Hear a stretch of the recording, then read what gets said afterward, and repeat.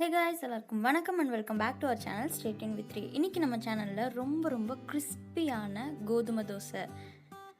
இந்த கோதுமை தோசை ரொம்ப ஈஸி and செய்யறது ரொம்ப சிம்பிள் தான்.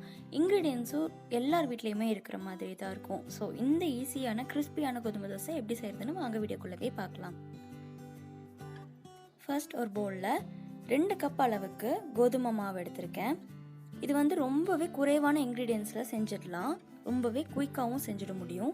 இது ஊற வைக்கணுன்ற எந்த அவசியமுமே இல்லை, இன்ஸ்டண்ட்டாக நம்ம ரெடி பண்ணிடலாம் அதை.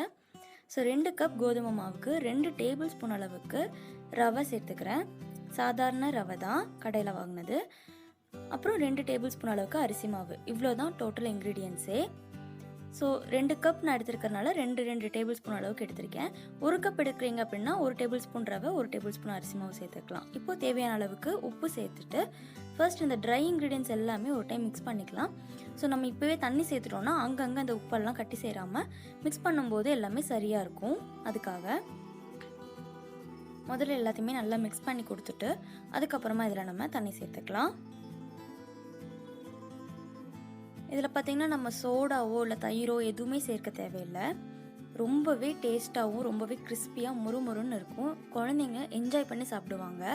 ஸோ தண்ணி இதுக்கு ஒரேடியாக சேர்க்க வேணாம், கொஞ்சமாக சேர்த்துக்கலாம். ஃபர்ஸ்ட் ஒரு அரை கப் மாதிரி சேர்த்துட்டு இந்த மாதிரி மிக்ஸ் பண்ணுங்கள். ரொம்ப கெட்டியாக தான் இருக்கும். ஸோ அதுக்கப்புறமா மறுபடியும் கொஞ்சம் அரை கப் அளவு தண்ணி சேர்த்துக்கோங்க. இந்த மாதிரி கொஞ்சமாக சேர்த்துக்கோங்க. மெஷர்மெண்ட் பார்த்தீங்கன்னா மாவு ஒவ்வொருத்தவங்களுக்கு ஒவ்வொரு மாதிரி வேறுபடும். ஸோ தண்ணி அதுக்கேற்ற மாதிரி மாறும். ஸோ கன்சிஸ்டன்சி மட்டும் நான் உங்களுக்கு சொல்கிறேன், அது மாதிரி செக் பண்ணி பார்த்துக்கோங்க.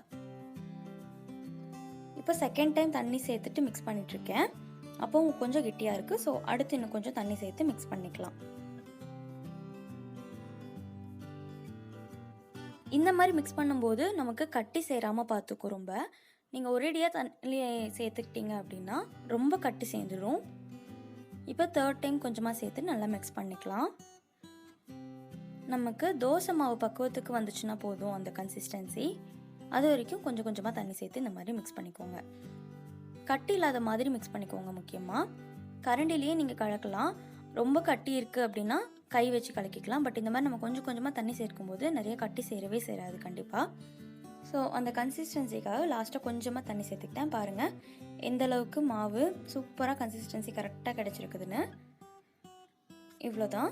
இப்போ உடனேவே நம்ம தோசை சுட ஆரம்பிச்சலாம். இது ஊறணும்னு அவசியம் இல்லை. தோசை தவா ஹீட் ஆனதும் கொஞ்சமாக தண்ணி தெளிச்சுட்டு அடுப்பை குறைவாக வச்சுட்டு இதில் 2 கரண்டி மாவு சேர்த்துக்கிறேன். மாவு சேர்த்துட்டு எப்பவும் போல் நம்ம தோசை மாவு விடுவோம் பார்த்தீங்களா, அந்த மாதிரி வார்த்து எடுத்துக்கலாம். வெறுமனே நீங்கள் கோதுமை மாவு வச்சு தோசை சுட்டிங்கன்னா இந்த அளவுக்கு நமக்கு தோசை வார்க்க வராது. அதுவும் ரொம்ப சாஃப்டாக இருக்கும். நிறைய பேருக்கு அது வளவளன்னு இருக்கும், சாப்பிட பிடிக்காது. ஸோ இந்த மாதிரி செஞ்சு கொடுத்தீங்கன்னா ரொம்ப ஈஸி. நினச்ச உடனே இதை நம்ம செய்யலாம். அரைக்க தேவையில்லை எதுவுமே. நம்ம உடனே மிக்ஸ் பண்ணி இன்ஸ்டண்ட்டாக சுட்டு எடுக்கிறது தான். பாருங்கள் கரண்டி வச்சு நான் எடுக்கிறேன். எந்த அளவுக்கு அது டிரான்ஸ்பரண்ட்டாக இருக்குன்னா அப்பயும் உங்களுக்கு ஃபீல் ஆகும் எந்த அளவுக்கு கிறிஸ்பியாக இருக்குங்கிறது. அதே மாதிரி இது வெந்த உடனே ஈஸியாக எடுக்க வந்துடும். சைட்லலாம் அதுவே எடுத்துகிட்டு வந்துடும். ஸோ ஈஸியாக நம்ம எடுத்துடலாம். பாருங்கள் தோசை ஒவ்வொன்றும் எந்த அளவுக்கு கிறிஸ்பியாக வருதுன்னு. நான் எடுக்கும் போதே தெரியும் அது எந்த அளவுக்கு கிறிஸ்பியாக இருக்குதுன்னு. உங்களுக்கு இந்த அளவுக்கு கிறிஸ்பினஸ் வேணாம் அப்படின்னா சாஃப்டாக விட்டுக்கலாம். இந்த வீடியோ உங்களுக்கு பிடிச்சிருக்குன்னு நினைக்கிறேன். Thanks for